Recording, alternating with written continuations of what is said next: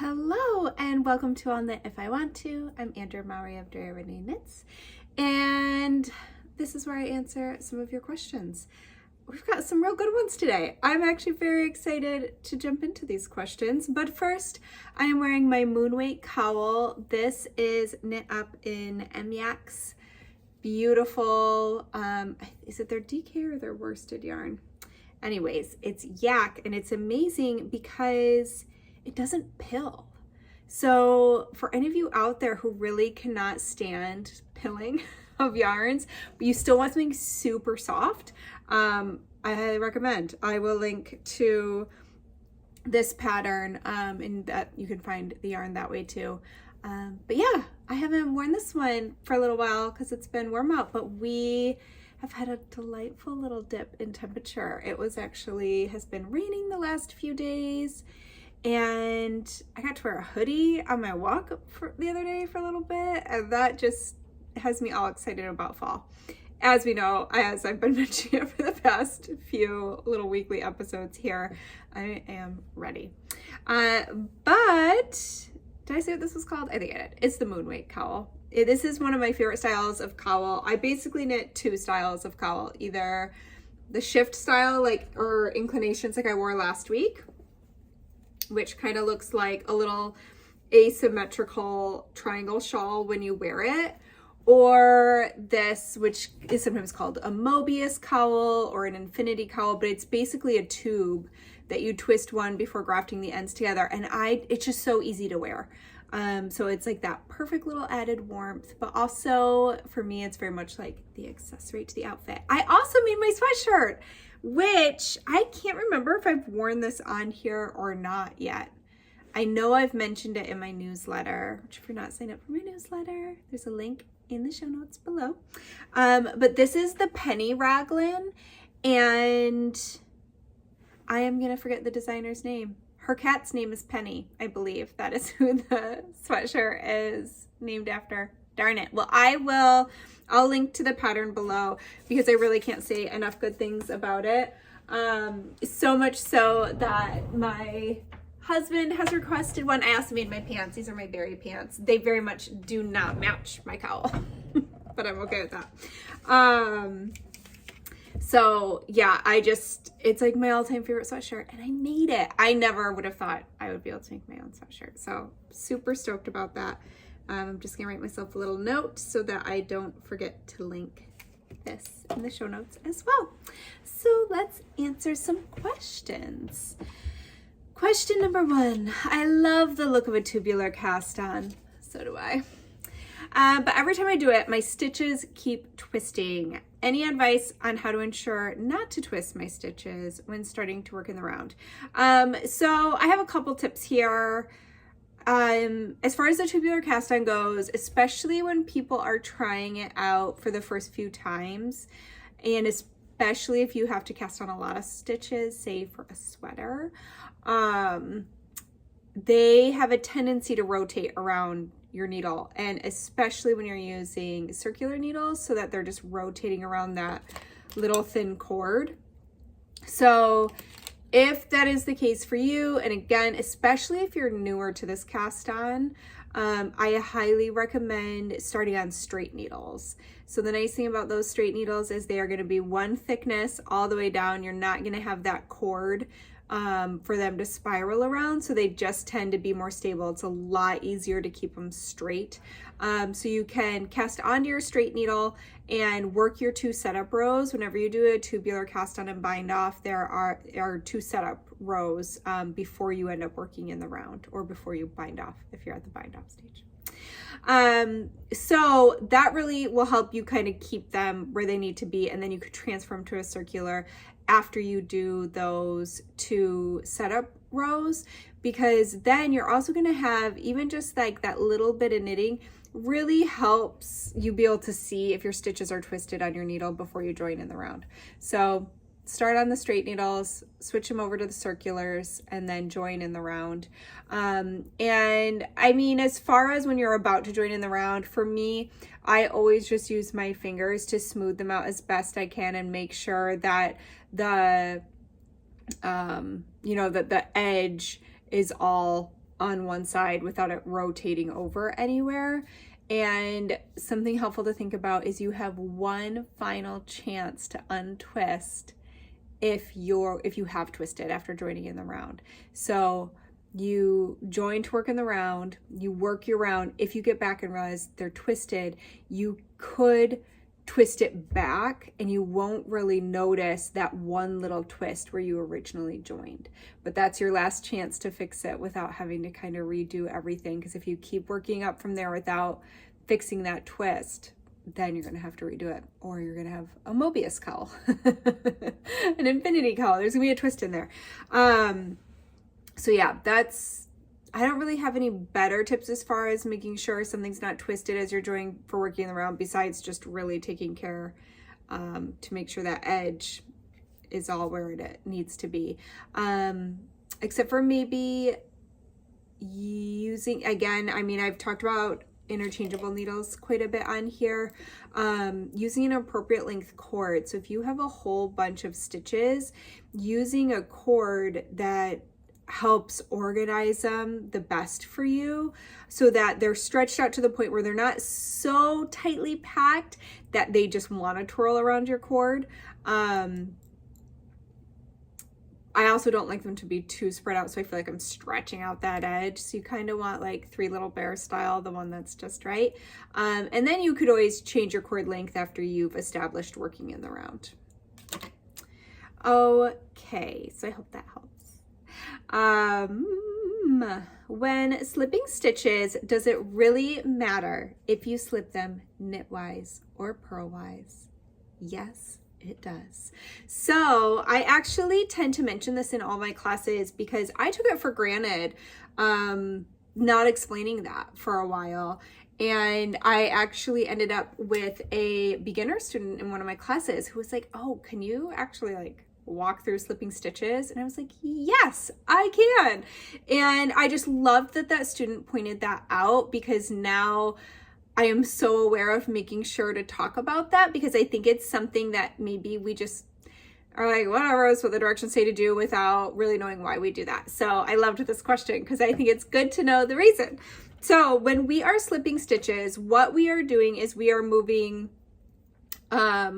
one stitch from your left hand needle where you're working from onto your right hand needle where we're working to, without working it though. So we're just passing that stitch from one needle to the other. And if a pattern says to slip the stitch and they don't give you any other instruction except for to slip it, you want to default to slipping it purlwise. I really wish I had some knitting right here. I don't. I actually just finished my last sweater of the year for sweater patterns that will be released this year. So I'm super stoked about that and really excited for it. I digress. So back to slipping stitches. To slip a stitch purlwise, what we're doing is we are inserting our right hand needle into the stitch that's on our left hand needle, and we're inserting it as if to purl. And then we just pass it over from the left hand to the right hand without working it. So the reason it's important to do it purlwise is because if we slip it knitwise, we are then taking our knitting needle and we're angling it in like this to knit, as if to knit, and it twists your stitch. So there are times when we want to slip a stitch knitwise. For instance, when you are doing certain brioche decreases, you really want to slip a stitch knitwise because it helps take that little yarn over shawl that's hanging out and it tucks it behind the stitch because we're twisting it. But if it's not indicated to do it knitwise, you don't want to twist your stitches. You're going to make them tighter, and you can tell that they're now twisted. So I could have said this very, very simply. The really succinct answer to that question is slipping them purlwise will keep your stitch mounted on your needle the same way as you pass it from one stitch to the other. Slipping it knitwise is gonna put a twist in it. So the pattern should tell you what to do, but most patterns are going to assume you know default is purlwise because we don't want to twist stitches, and it will say very specifically knitwise if it needs to be slipped knitwise. Okay, next question. Dear Andrea, my question is about tensioning when working on cables. I love all your designs, thank you so much, and have been having lots of fun with colors, mosaic, and brioche knitting, but I am now launching into a couple of projects with cables. Honey Moss, which is a shawl, and the Winter Beach Cardi, so fun. Specifically, my question is how to tension the yarn when knitting the stitches on the cabling needle. Do I try to get it tighter, or will a little looser be okay as well? On the bigger cables, I feel like I am squishing everything together. Thank you for all the inspiration and beautiful patterns you bring us. So I really liked this question because, to be honest, I haven't put a lot of thought into being mindful about how I tension my yarn as I'm knitting my cables. I mean, definitely when you are knitting those bigger cables, like let's say you're swapping over like 6 stitches and 6 stitches. Let's say it's a big old 12 stitch cable, especially when you're using like worsted weight yarn, like that is a lot of space that they have to stretch. So if you've really been tugging on your working yarn as you've been knitting, it's not going to give you a lot of flexibility to cross that cable. That being said, if you try to overcompensate and knit all loosey-goosey, you might have kind of sloppy, sad looking cables. Like to me, I really like my cables to be kind of plump, you know, like I want them to be real squishy and defined. So this isn't the most helpful part of my response because it's, again, I'm going back to like that 3 bears thing where you just kind of got to get it just right. But couple things, swatch and practice. Because really what matters is that the cables look how you like them to look. So I think that is when it's really good, like maybe try giving some extra tugs. Okay, block that out. How do you like those cables? Now do one where you're a little looser. And then do one where you don't think about it. I mean, for me, my ideal way of working through cables is to not put any extra thought into how tight I'm holding that yarn, because I find what I do is I overthink it. And I think that's kind of true for a lot of knitting. I think that's why as our hands kind of gain that muscle memory and we kind of can leave our brain out of it a little bit more, we get into our flow, and that's as we progress as knitters, things tend to smooth out. Our tension becomes a lot more even because we're not overthinking it. But the best way to kind of figure out what you like, it would be by knitting some like decent size, like 6 by 6 inch swatches. So if you have, which I feel like most of us who've been knitting for a while have, baskets full of the odds and ends that we're always like, what do I do with this? So swatch up some cable swatches and just see how you like that fabric. Remember to never, ever, ever judge a cable pre-blocking. That is, I think I've told the story on here, but basically the way that I finally learned the importance of blocking my knits was after I knit a couple of cabled projects that I thought were complete failures because I didn't block them. So for all of my cable and lace knitters out there, you're gonna be sitting there going, oh no, because cables and lace especially, I mean all knits, in my opinion, just transform after blocking. But cables and lace, they are not done until you have blocked them, because they need that time to soak and open up and then like puff up and bloom. So when I'm talking about blocking, just in case I have anybody newer watching today, blocking is basically just the process of washing your finished knit. And the way I like to do that is I run some fairly warm water. There's definitely previous episodes where I've talked about this, with a little no rinse wool wash, and I pop my knit in there. I do not agitate it. I just let it sink and I let it soak until that water has fully cooled off. You really want to let it soak long enough, unless you are using something like a really dense art yarn that they'll even usually tell you like you don't really want to soak this because it's so hard for that yarn to dry because it's so dense. But anyways, otherwise I like to give it a long soak so it can fully saturate, And then I try to get out as much moisture as I can after that process by gently squeezing it, rolling it up in a couple towels, squeezing out some more of that moisture, and then just laying it flat to dry. If, depending on the cable or lace project it may be, you might want to open up everything even more with the help of some blocking pins. But generally with sweaters, I don't do that. Most sweaters, I just block them laid flat, how I'm going to continue to wash them as I wear them for years to come.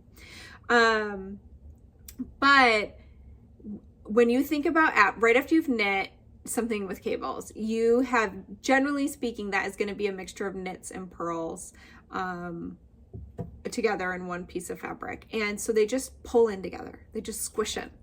And once you've blocked it, it all opens up and it becomes this like beautiful drapey, squishy, lovely defined cabled fabric, as opposed to its kind of stiff, shrunken, right off the needles fabric.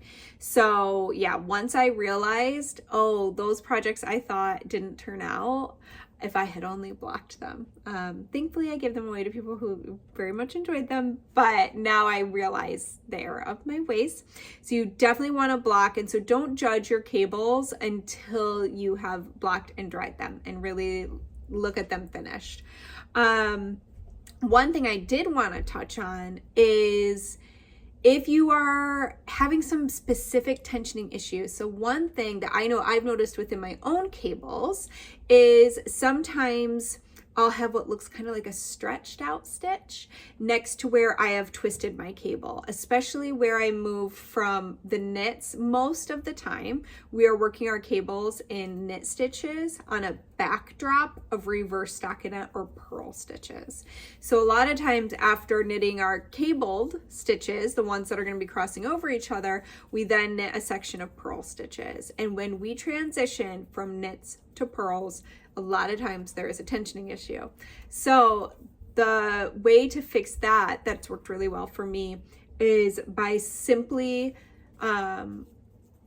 wrapping. So sorry, all of a sudden there is a little yellow jacket in my studio and I am allergic. And that just, how'd they get in here? Anyways, sorry for the disruption. Okay, so that really threw me for a minute.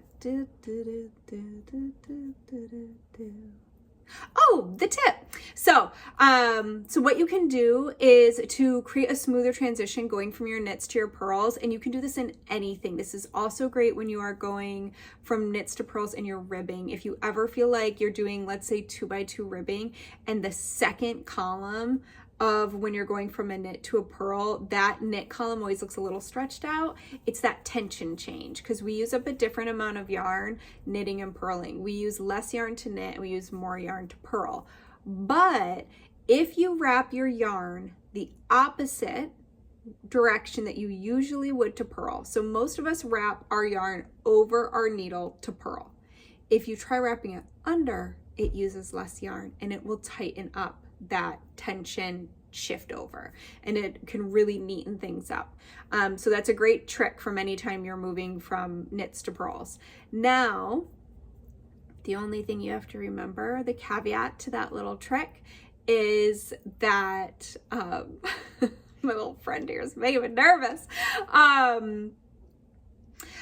Is that you've now twisted that stitch. So back to twisting stitches. By wrapping the yarn the other way, you're actually twisting as you purl. So you want to just recognize that next time you come up to that stitch. You know, usually all of our stitches are mounted like this as we come up to them. This one is going to be mounted the other way, so that the back leg looks forward instead of the front leg being forward. Does that make sense? So it'll just look twisted. So all you have to do is either knit into the back leg next time you come up to it, or purl into the back leg, or you can even remount it on your needle so it's facing the same direction as all of your other stitches. And you'll notice it. It's easy to spot. So there you go. I hope those help. I also, for once, technical difficulties today. Oh, no, what do I do? I also, this is horrible.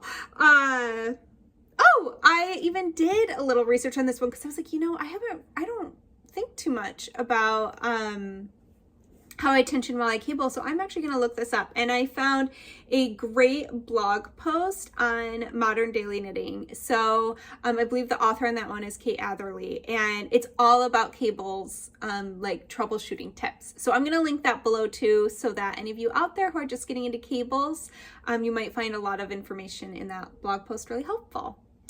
All right. I'm gonna focus, Andrea. Focus. Oh, blah, blah, blah. My question may sound stupid. No question is stupid. But when designers talk about yardage used for a project, especially a small piece, how do you determine the yardage? I can picture myself measuring the yarn before I start knitting and marking off a yard at a time. I know there must be an easier way, but it just escapes me. I'm used to dealing with ounces and grams. Well, you are in good luck, because dealing with ounces and grams is exactly how we come up with the yardage. So there is a lot of math involved in writing knitting patterns, and including for yardage. So I'm just gonna grab a random skein I have right here. This is La Bien-Aimée, and let me make sure that the yardage, okay, here's yardage. So what I do when I am designing a pattern, I weigh out every single skein of yarn I use, because what you'll notice is most skeins of yarn on the label, they are going to give you yardage and or meters, so the length of the yarn, and they're going to give you the weight. That being said, that is a general weight. They attempt to go for about 100 grams, let's say. The weight of a skein of yarn I've seen everything from 25 grams to 150 grams. Sometimes it's also in ounces. That's really easy to convert. You can look online for a conversion chart. I focus on grams over ounces just because it's a smaller unit, so you can get more technical. So on here, for instance, it says 100 grams, but if I weighed 5 skeins of yarn that were labeled 100 grams, I doubt a single one of them would actually weigh 100 grams. Most of them are going to be like 102, 104, 105. So what I do is I weigh all the yarn, and I do have to trust their yardage. So on here, for instance, this has a whopping 467 yards of yarn. That is a lot of yardage, or 425 meters.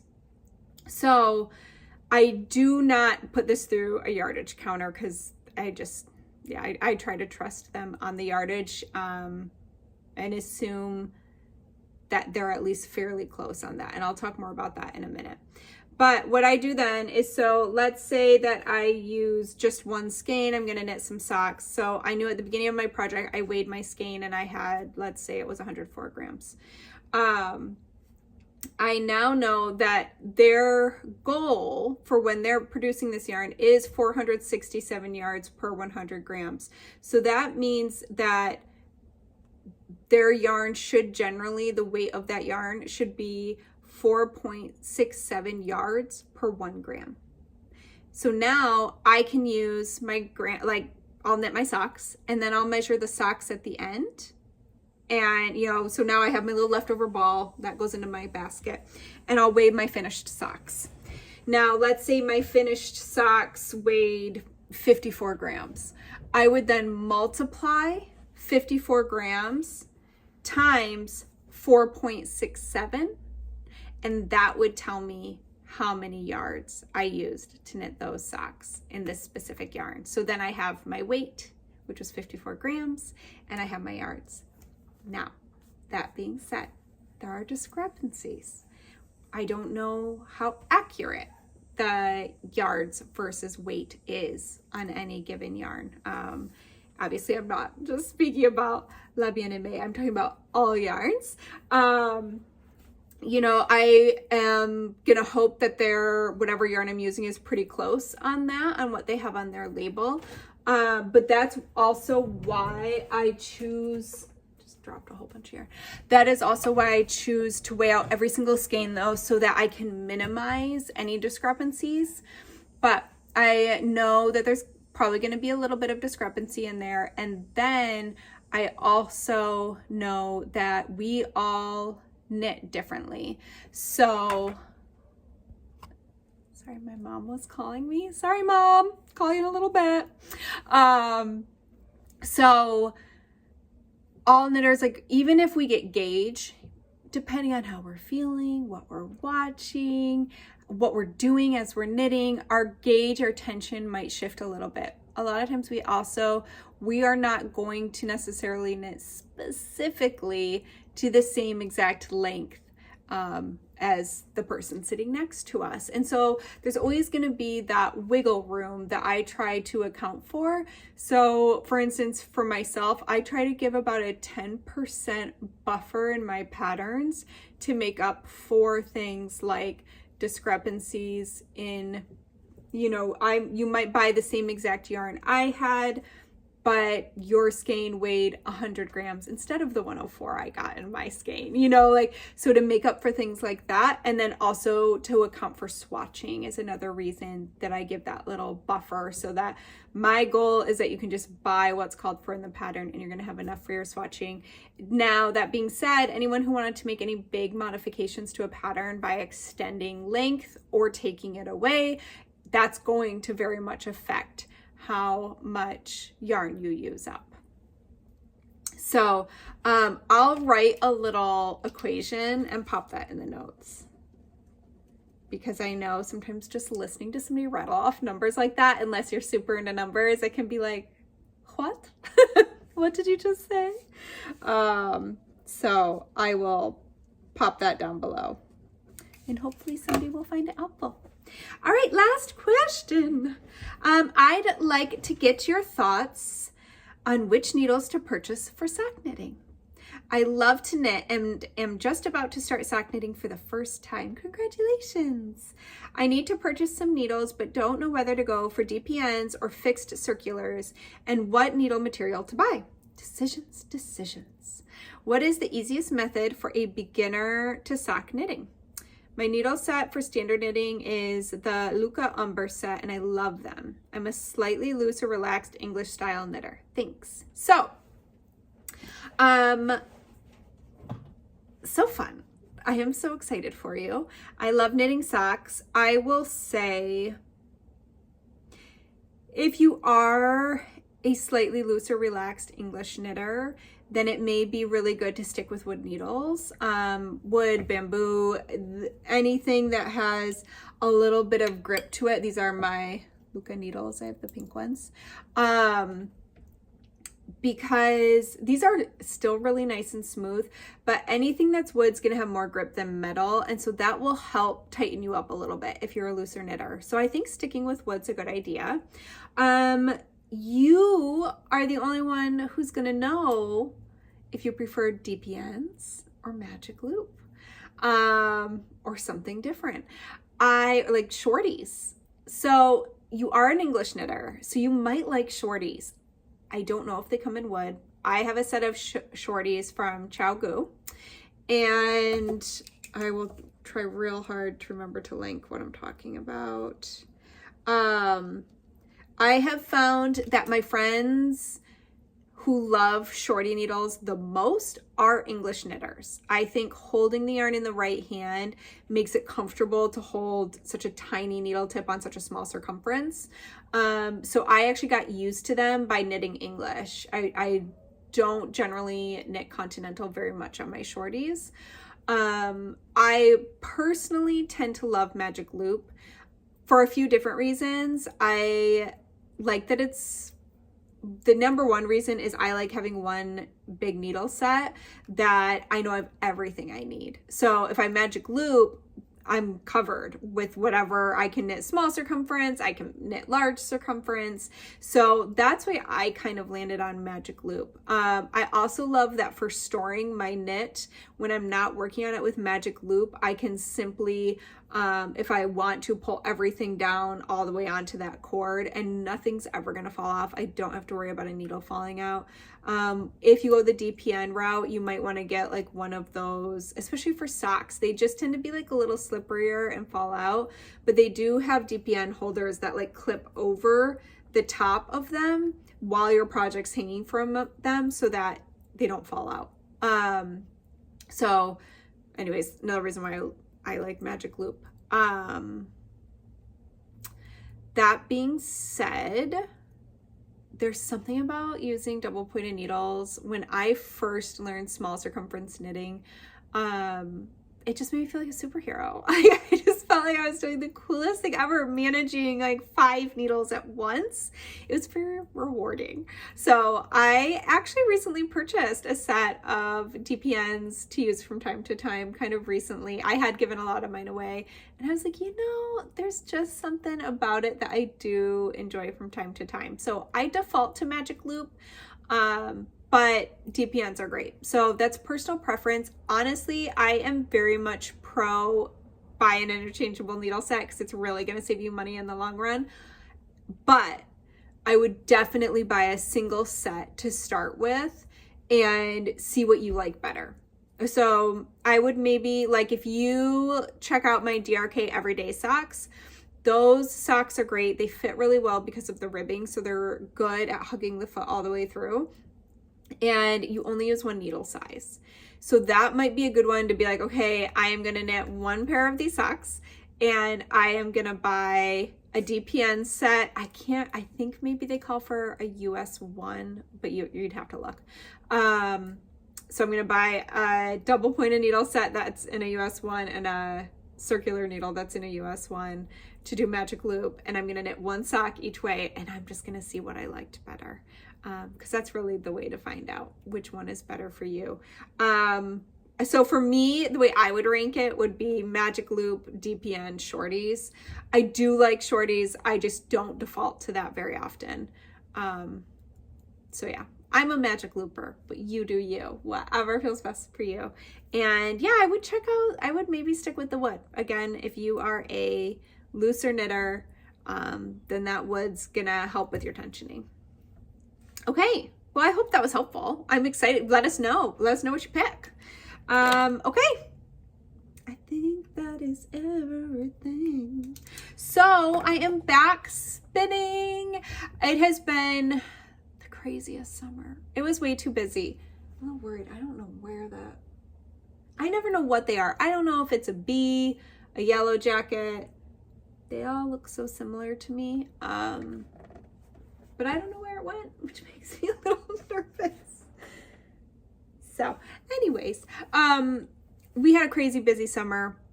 I think I actually did a little too much traveling. It wore me out, got a little sick, just run down.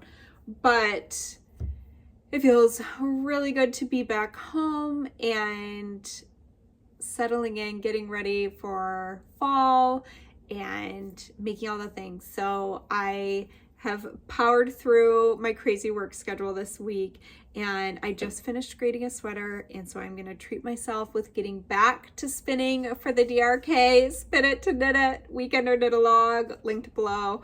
So I'm really excited. I am going to come up with a plan, and then in the meantime, I am spinning up this lovely, fun, neon-y, aqua-y colorway from Wound Up Fiber Arts, who is a fiber artist back in Michigan. And this is their colorway Lightning Bug, which is so sweet. But I'm almost done with this. I'm just doing a standard 3-ply. And I actually have a decent amount of this fiber. So I just am playing. I'm like, you know what? I'm going to just do up a batch, standard 3-ply, and see what I think and kind of go from there. Originally, I was thinking of using it for the weekender because I think it would make such like a fun, just bright, kind of sweatshirty play on the pattern. So might go that route. But I've also been loving the combination spins, as I have shown a few of that I've done recently. But this is actually for somebody else, and I just finished spinning it up, and it was so fun that now I want to do another one, maybe even a 3-ply. So this is 2 colorways from Nest Fiber, And I spun these up on my Hanson mini spinner. It's actually still damp, so I just washed this the other day. But I love it so much. So I think once this is fully dried and fluffed out, I am going to be sitting pretty at definitely a DK. Maybe a worsted, but I'm going to look. But that's pretty good for me. For a 2-ply, I'm pretty stoked at my thicker spin. So anyways, it was so much fun. This is 8 ounces, so it's a big old skein. I'm actually hoping the sun peeks out a little bit so I can finish drying it, because I cannot wait to send it to its recipient. But yeah, so I'm just like, all I've been thinking about lately is spinning all the yarn and sewing. Though I have a couple new sewing projects I'm going to dive into that I need to really just cut out the patterns and get going. So I'm hoping over the next couple days I might be able to kind of prep up my next spinning projects and my next sewing projects, so that when I have that few minutes of extra time, I can eke out a seam here or there, sit down and spin for 10 minutes. I mean, that's basically what I've been doing. I really haven't had much time between traveling and family and work. And so I've just been gifting myself like little 10-minute blocks of time, you know, and getting it done. That, you know, you just, those little bits really add up. And yes, it was so fun reading the weavers who chimed in after I talked about the weaving class I took. So I am waiting to get a loom and I'm really excited for that next chapter too. All the fiber arts. So I'll share more about that later on. And I think that's it. I did have a few of you really curious about my tattoo. I did get a couple new tattoos this past spring. One is my hand, which you've all can kind of see. So both my hands are hearts. They're human hearts, and leaves and branches and yarn. So, you know, things I love. And I also got my sheep, which you can kind of see here. This is my Cormo sheep that I love. They are by Rachel Hauer, who also happens to be a knitter, and she is such a talented artist. Only a knitter could tattoo a heart made out of yarn and like really know the knit stitches and the purl stitches. So anyways, that is those. Oh, and I wanted to show this trick I picked up from Alana Wilcox of Spinny Buns. I've shown her book on here, A New Spin on Color. And I've taken some of her. She has some great online spinning classes. I've linked them in the past. So during one of her classes, she is demonstrating on a Hanson mini spinner, which is what I also have. I will say I love this wheel. It's also the only electric one I've tried. So for all of you out there who love an electric wheel, maybe throw your favorites below, but I do really love the Hanson one. And she had this little tip to put a little bit of Velcro right here to snag your fiber on, because that was my only thing. Is it was always so hard for me to get up from spinning and be like, I always would be like, okay, I'm gonna set my glasses case on my fiber and hope it doesn't like slip off, and then all my fibers, you know, so anyways, I thought that was the greatest tip. So we had to actually get some Velcro for a little project for my kids the other day, so I snagged a circle of it. So now I can just stick the fiber that I'm currently spinning to that. Because, you know, on my bigger wheels, I can just wrap it. Usually there's a knob or something I can wrap my fiber around so that it just sits there till I'm ready to come back to it. So anyways, there's a little tip. I was excited about it. But this is getting kind of long, and I want to figure out where that stinging insect went. So I'm going to end this here. But thank you so much for joining me again, and I hope to see you back next week. If you have a question you would like to see answered, feel free to fill out the form below. Just a friendly reminder, that is the only way to ask questions for the weekly podcast, because it's the only way I can keep them organized. So if you go to the show description, which is right below this video you're watching, if you don't see it, just try clicking on things. It will open up. It should be around the title. And there you'll see all the questions I answered this week,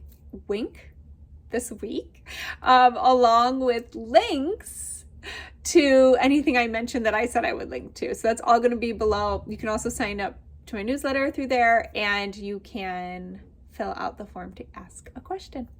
All right, well, I hope that you have an excellent weekend. I hope you get to make some things. If you do, let me know what you're making. I'd love to read about it and get inspired, and I hope to see you back here next week. Have a great weekend.